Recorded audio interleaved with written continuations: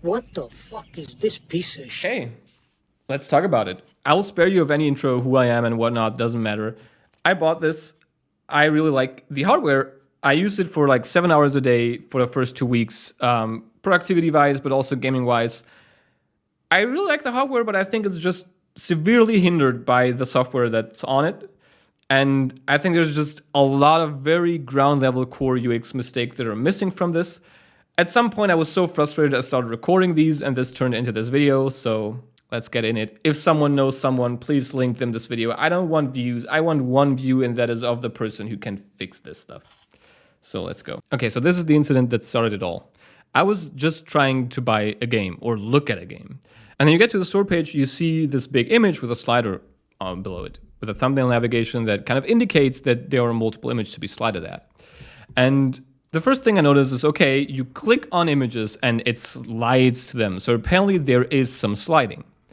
So I assume you just go ahead and you slide this, right? Because there's thumbnails, that's usually how the UX pattern of a slider works. So I try to slide it, but it doesn't work. Direct touch doesn't work. But okay, then I guess it's just clicking images below. So you see that the thumbnail navigation is cut off to the right. That could be, wait, what? Okay, apparently the image is slidable, but only if you slide on the thumbnail navigation. Okay, but if that's the case, then how do you slide the thumbnail navigation? How do you get to the other images that apparently are off screen because the last one is cut off? So no, it just goes off screen and disappears.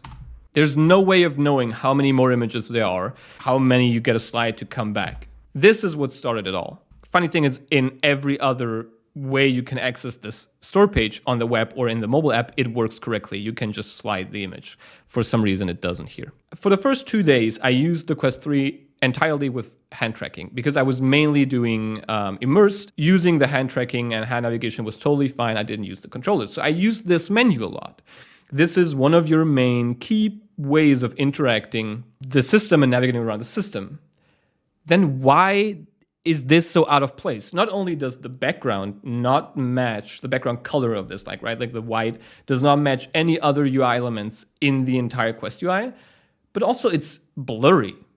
The individual items are just blurry. And it's not just the icons that are low-res JPEGs, it's the text. You can see in the background, it does not come across as bad on the screenshot, but just try it out yourself. Go into Quest, do the hand thing. I don't know why is this rendered so low-res if this is one of the main ways of navigating the system. We move on, but we're on this thing. And I gotta say sorry. Some of the recordings, like the first one, they're going to be in German. That's my usually language setting, and I did not plan to make this video. At some point, I switch it to English, but some things will just be in German. If it's important, I'll translate. In the bottom right, there's this assistant thing. And I thought, okay, cool, what's that? Let me try that. I opened it, and I only started recording afterwards. And this is where I landed. In the bottom, a banner that says, get ready to use your voice. Voice experiences setup will begin shortly. But at the same time, there's on screen a big pop-up that says voice commands is an experimental feature currently in beta and is not yet available on this device. Okay, I get it. First of all, why is all of this in English? At this point, my Quest was still in German. So it's not even fully translated and not available on this device. Then why do you put it in this main menu?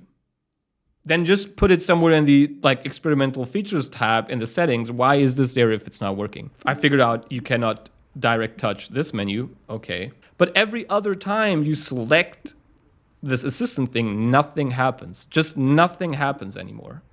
It pops up once that it's unavailable in another language, and then it's just gone.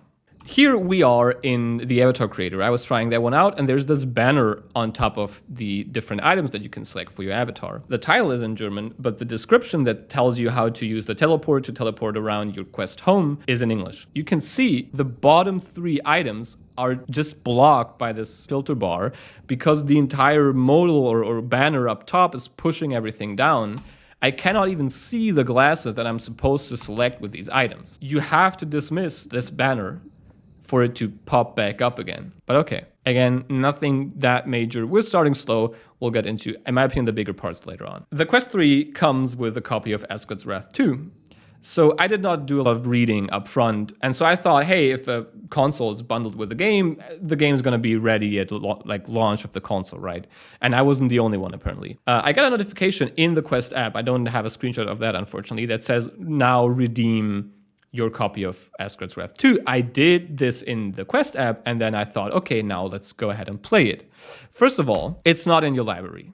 Like, I get it. It's not out yet. We'll get to that in a second. You show uninstalled games in this library. If I have a game but it's not installed, they are in this library. Why? You know, and you will see that in a second. You know that my account owns a copy of Asgard's Wrath 2. Why is it not here and just saying not available until XYZ? So we go to the store. There's this short little panel. I was going through. I cannot purchase this. The purchase button obviously is grayed out because I already own it. But instead of saying in library or owned or whatever, it just is grayed out. There's nothing here that indicates in this side panel when this thing gonna come out. So let's go and visit the big page. Another pop-up I was confused by. Okay, let's turn it on. Nothing happens. As with many things, you do things and just no response. It says redeemed with the purchase of the headset. So let's look at all the things. Nowhere in this entire Quest Store page is any info about when this game's gonna release. So then I come down to here where it says more information. I'm like, okay, release dates. Going through all the options, nothing. No info about the release date. Okay, let's press view all. Let's go through all of this. Everything that's above the fold that I can see without scrolling. By the way, there's no scroll bar here. There's nothing that necessarily indicates that this modal is scrollable. You gotta scroll down and then eventually you'll find release date December 15th, 2023. But you have to make 2 clicks and know that this thing is scrollable to figure out when this game releases. Nowhere else on this page is a note about that. If we go back, and you know about this, you might see that on the left it says released in a month. Not only was this when I was initially looking for this release date in German, the translated string for this is too long and it gets cut off. I was too lazy to switch it back to German and grab a screenshot. Even release in a month is not detailed enough. Just like tell me the date, brother. Just put the date there. If you go on the web, it says on the banner coming 15th December. If you go to the Quest app on your phone, it says it below the game title. The button that's grayed out says coming soon, and below it again says redeemed with headset purchase. Why don't you put the release date closer to the thing that tells me that it's coming soon? I wasn't the only one. There was a lot of posts of people being confused about this. Also, it comes with a copy of Asgard's Wrath 1 that's in your Oculus PC app, but nobody ever mentioned that. We're in the store, so we're gonna go through a bit of store UX now, because I thought the store is the most important thing for the Quest. This is where people get their games and apps. This is where Meta makes the money. They have to have this down. So you select the game, it opens this little sidebar window thingy, which is cool. I go to the big page, I look at the things. At some point you're done and you wanna go back. Not only, I don't know if you noticed, there was a slight delay between me clicking the back button and it actually navigating back. It doesn't feel good. I get back to this thing and you saw I was able to have it run for a second and I thought, okay, now I'm back on the listing. Let me interact with this listing again and select another game. But just in the moment where I was about to touch another game, this site thing pops up again. I get it. I came from this UI state. And so if I go back, I get back to this UI state. But why is there such a large delay? It's just long enough that I think, oh, okay, I can interact with this page just to be blocked again because this thing comes back into. Why? Either just don't show it at all because I'm already coming back from the page. I've seen what I need to see, or have it be there instantly. Staying on the store. There's a search bar. I want to search for a certain game. This thing looks like a search bar. It's rounded. It looks like an input field. It has a search icon. It says search. So I expect I press into it and I can search something. Press into it and then you get to a different page where you have to press the search bar again to actually enter the search bar.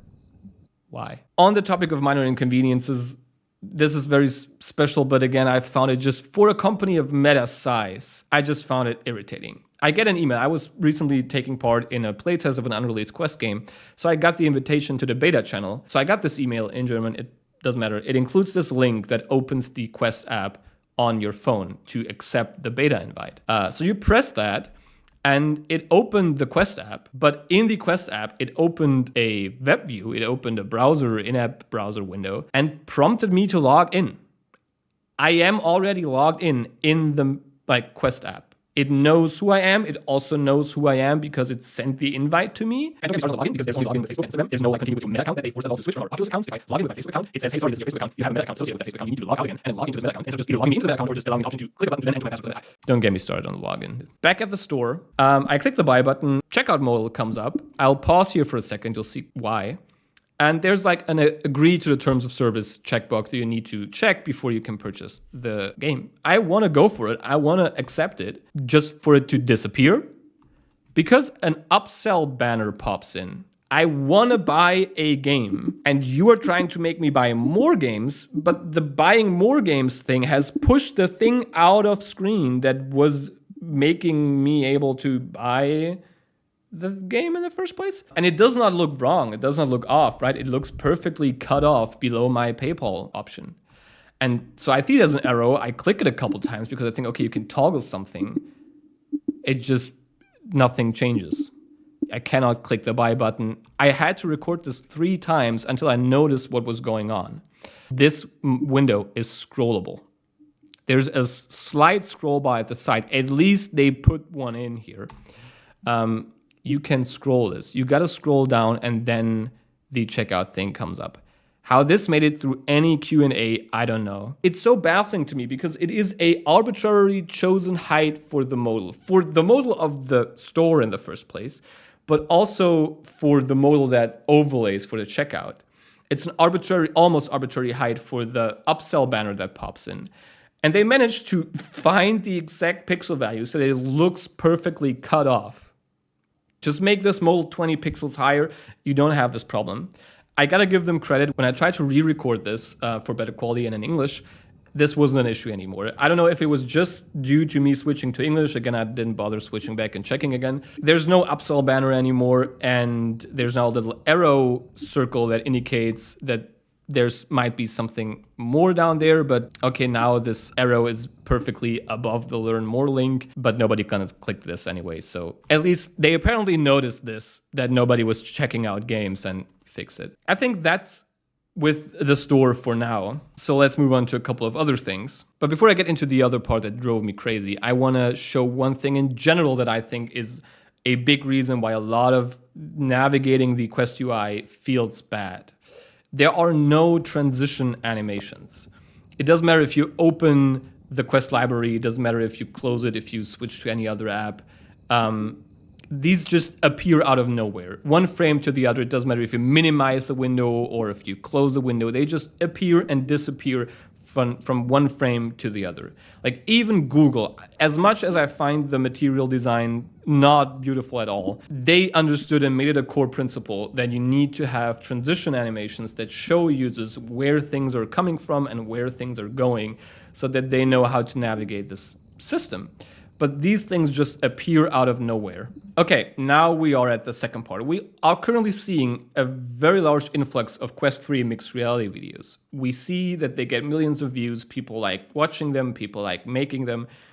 Sharing videos from within the Quest or just recording videos and stuff is super important. Right now, I am looking at the file viewer, I'm looking at a video. So I want to share this. So I press the little share icon up there. Hold up. Let me rewind this and let's look at this again. I click it, I slowed it down. First of all, there's a weird flicker and then there's 3 loading dots. I clicked to open the share modal to show me the share options. Why are there 3 loading dots? And not only why are there 3 loading dots, why does the window behind it disappear completely? If we go back to the store thing, we have established the UI is capable of layering modals. So why does the app that I'm coming from to share a video completely disappear, removing any visual context to what I'm currently doing? Why does this thing have to load? Like, I get it, maybe you have to do some exporting, converting, compressing of the video, but either do that in the background or do that when I actually select the please share now option, not while I'm waiting for the share modal to load. Move on. For whatever reason, these banners in a video are black. Maybe privacy, because they could include like messages from social apps or something. For some reason, they were black in the recording. You had to trust me on that or try it out yourself in the system. This right now, what I'm tapping was the notification that said, you just recorded a video, click here to view it. So I click, I view, and I land in the file viewer. So I press the share button. We went through this again. I share this. So now what looks like black and behind the share modal is actually in front of the share modal. It's a notification that says video sent to the Quest app. So I assume it's done, right? It's sent to the Quest app. I can count 2, 3, 4, 5, 6, 7, 8, 9. And I didn't start counting immediately. It basically took 15 seconds because now there's another pop-up, another notification that says, oh, syncing is complete. You can now view this video in your Quest app. There was no progress indicator. There was no loading circle. There was no progress bar. There was nothing to indicate that the syncing is still going on. It's one notification that says sent to the Quest app, and that's it. You have to like figure out and learn that it's sending it in the background, and you can move on, whatever. It took longer to send this, and trust me, it's not my internet. I got like a gigabit connection, 40 megabytes per second upload, 100 download. It's not the internet that's so slow. It takes 15 seconds for a 13 seconds video, and there's no indication of progress. By the way, there's also no indication of progress when you download a system update. If you go into the settings, search for update, and there is an update, and you install it, it just says downloading. You don't know how big this thing is. You don't know if it's going to take half an hour, 45 minutes, 5. It just says downloading. How you can ship an update function without a progress indicator is crazy to me. But okay, also funny, in the app it's the same. If you download videos from the Quest gallery onto your phone, it just says, again in German, it just says downloading ... No progress indicator, no spinning, nothing to indicate that things are still going. You just gotta have patience, wait, and hopefully this thing resolves and it shows downloaded. Moving on. So here I'm in the Files app, right? Because up until today, I thought this is the place to be for all of your video and organizing and stuff, because this is very often where the notifications from the notification tray will send you. I open a video that I've recorded. How do I get back? Because now I'm in the file viewer, which is, by the way, lack of transition animations. It's not clear that this is a completely different app. It's like Windows Media Player and the Explorer. It's two different things. There's no back arrow. There's no way for me to go back. If I minimize or close this window, I'm just left with nothing. It just closes. So, okay, there's something up there in the top left. It looks like a gallery, so let's click it. Now I'm in the camera app.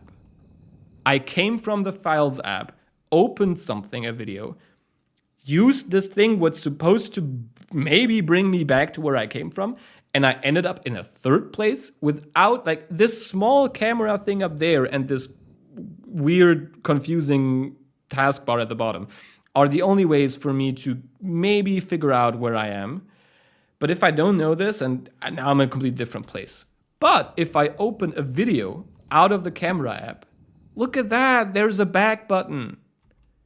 Why is there a back button when I open the video from the camera, but not when I open the video from the files? Why does opening a video in the camera app not launch the file viewer, but launching it from the Files app launches the file viewer, which puts me into a different app, which will then send me there?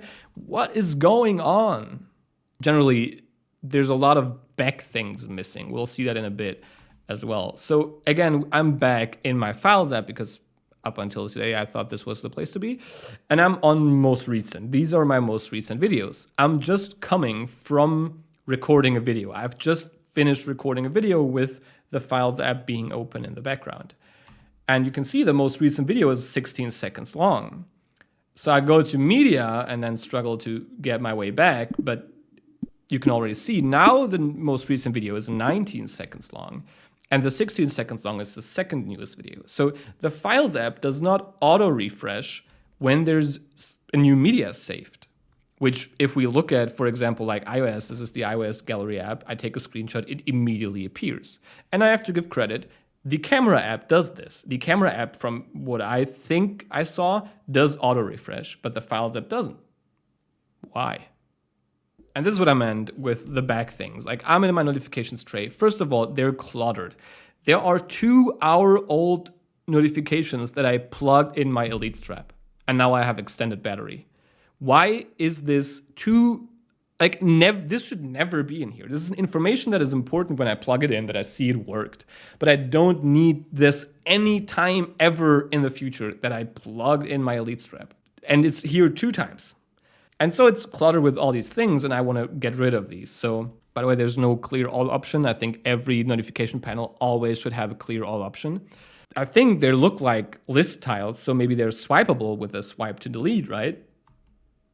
Out of luck, brother. They are not, and they not only are not swipeable, they don't even have a way to cancel a tap, since Meta has put the navigation command not on an actual tap event, but just on a finger up event. So it doesn't matter what I do with my finger on it, it did trigger the navigation to the Files app.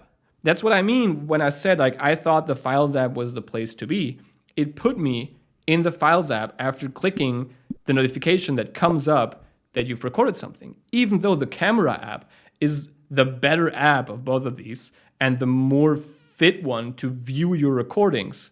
So why are you putting me in the Files app instead of the camera app? And then how do I get back from here? Again, there was no transition animation at all to indicate me that this is a new app, where this app came from, where this app lives, and I don't know. And okay, like, I closed the window, now it's gone. That's what I mean. Like, if you close these things, you're just left clueless.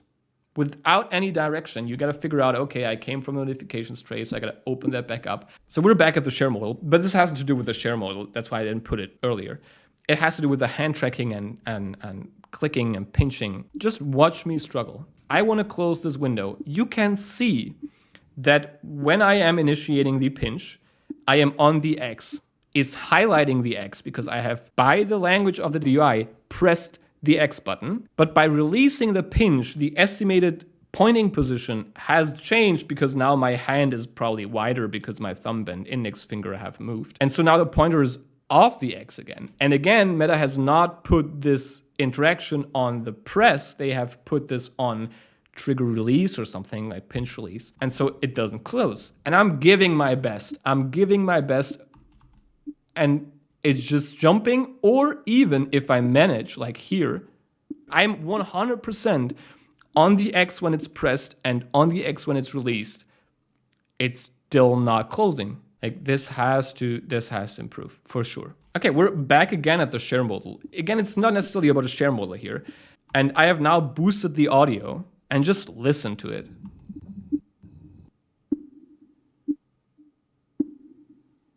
You can hear the clicks and tabs that I tried to do of the video. So even though they have removed the file viewer app from my vision instead of just overlaying the modal, the video is still playing in the background. They have not even paused the video, even though they have removed it from my vision. Now imagine this is not something just like UI clicking sounds. Imagine I've recorded a video in Pistol Whip and there's music blasting full force, and I want to share this either to my app or just, I don't want to know what happens if you go down the route and connect your Facebook here and share it with someone of your Facebook friends and you end up in the Messenger app and it's still blasting it in the background or something. Please stop the video if you're putting the file view out of my view. Please, I'm like lost for words. I'm sorry. This is going on for about half an hour, this video. I'm going crazy. And I really don't want to rob you of more of your time. I just have one more thing. One more thing that I put at the end because I think it is so baffling to me. And it's about this. It's about the library. This is your bread and butter of your Quest. This is where you spend your time to launch apps, to launch games, to see what you own. This is the core thing that you interact with to do all your stuff. And this is the best you can come up with. This tile window is the best you can come up with. I kid you not, and I will play this real time. It took me under 60 seconds to spin up this type of UI. To be honest, left out the labels. Maybe it would have taken like 70 seconds to do it with the labels. It took me not even 60 seconds to spin up the layout of this UI. Fair in HTML, but whatever, they're using some sort of React Native or something, probably not too much longer. Like, the code for this fits on half a screen, and it takes me 50 seconds to spin this up. And I'm pity, and I'll just let this ride out. There, time. That's it. That's time. It took me 50 seconds to spin up this UI, and you are a multi-billion-dollar company, and this is the best idea you have for a game launcher. Has nobody of them ever opened Steam? I mean, this is a VR game's Steam library page. It isn't beautiful necessarily, but at least it has info. It does show when I last played it, how long I've played it. It does show who of my friends own this or have recently played this or have this on their wish list. It has my associated screenshots close to it. It has community notes. It has patch notes. It has an activity feed where the developer can advertise new features. I can read patch notes. I have any context and additional information. I have quick links to the shop page, to the community hub, to discussions, support, whatever. This is the best Quest can do. You are in a virtual environment. You have infinite freedoms of creating a UI and using this new medium to display the games in a way that's engaging, that you want to launch this game. And this is it. A 50-second UI. No, really, I am lost for words whenever I open the app library. Because Steam figured it out. Like, they managed to have your home thing and then have the games you have in a cool, realistically integrated way that showcases and makes use of the medium instead of a floaty window. And if you don't like that, you can just press the home button and have a cooler looking dashboard up there. And the sad thing is, it used to be cooler. I mean, I wasn't around at that time, but apparently from this article from 2017, back when it was the Oculus Rift, you had an Oculus Home that looked pretty futuristic, that looked pretty cool, that had additional information, that has your recently played games, that have like your friends list, who's online, who's playing what, the weird tile thing. I get that the tile thing, it's pragmatic, it works, it's not confusing, you usually should know what to do, but it's also so sad that this new medium that's being praised by Meta itself as like the future of interaction and whatnot, and all you can come up with is a goddamn tile window. And I know I do potentially sound angry at certain parts of this video, but this is not my intention. It's not my intention for this to be mindless meta bashing as there has so often in the PC VR community. It's about kind of being disappointed. It's about the fact that I am recommending Quest hardware every time someone asks me what's the best way to get into VR. I've gotten so many of my personal friends to buy a Quest 2, even though I thought, wow, the Quest 2 is the best value for money. It was a false representation of what VR can be and currently is. And I'm still gonna recommend the Quest 3 to whoever asks me what he should get to get into VR. But I'm always sad because I know they're gonna eventually run into these types of problems.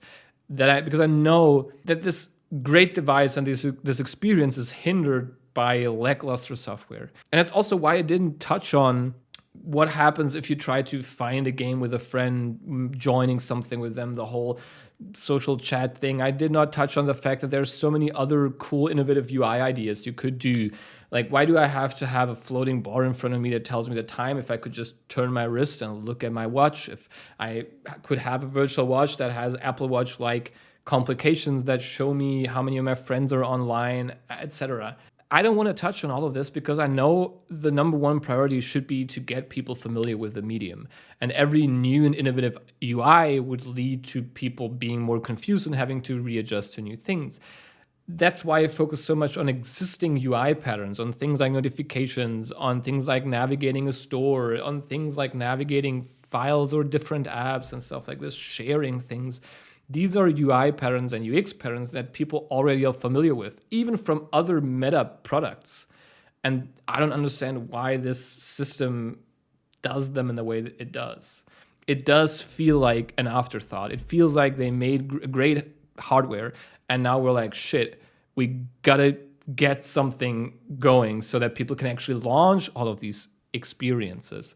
And I'm not touching on the fact that I feel like no two people at Meta are talking to each other. The fact that they made a Horizon world where they showcased cool new volumetric recording techniques of their Meta Connect event. But for some reason, they made this world expire. Maybe there's some licensing stuff, but they chose to have it expire 2 days before the Quest 3s shipped.